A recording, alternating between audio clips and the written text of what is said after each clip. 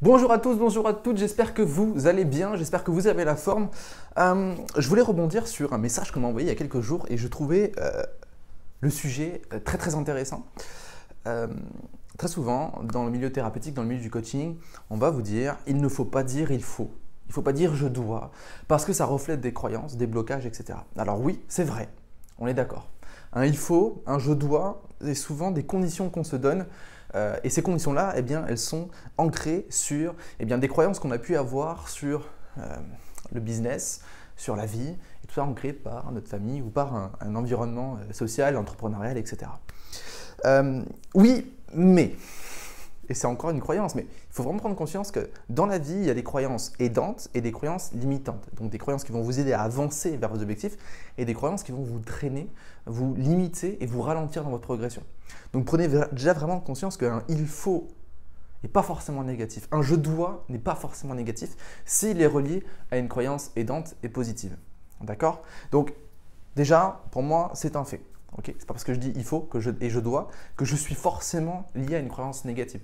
Dans mon entreprise, avec mes équipes, on dit des il faut et je dois et derrière, ça nous permet de progresser et d'avoir des résultats et d'apporter encore plus de valeur à l'audience et à mes clients.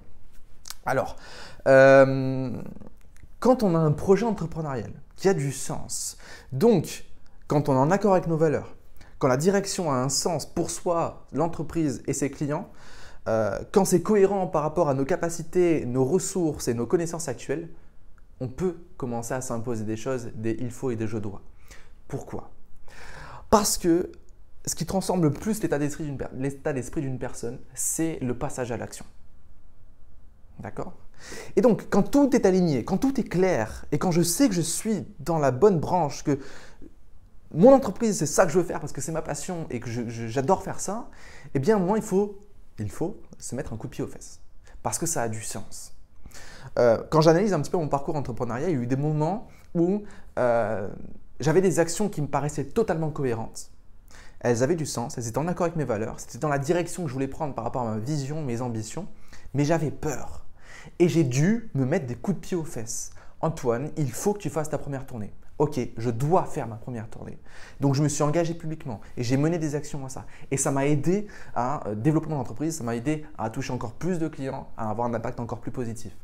Okay, donc voilà, ce n'était pas une vidéo longue, mais je voulais vraiment vous faire prendre conscience que oui, un il faut et un je dois est souvent ancré à une croyance, mais qu'une croyance n'est pas forcément négative.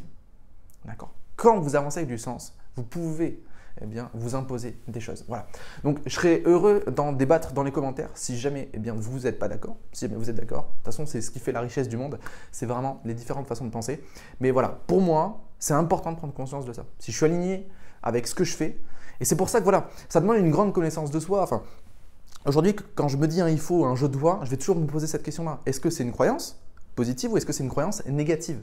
Est-ce que ça a du sens? Oui, ben vas-y, d'accord? Ah, mais là, c'est lié à une peur, c'est lié à un blocage, ben travaille-le. D'accord? Et voilà, vous pouvez vous autoriser ça. C'était ce que je voulais vous transmettre. Pour moi, c'est important d'aborder cette thématique-là. Ça peut vous apporter énormément de valeur. N'hésitez pas à me dire en commentaire ce que vous en avez pensé, à partager cette vidéo parce que je suis certain qu'elle peut être utile à un maximum de monde.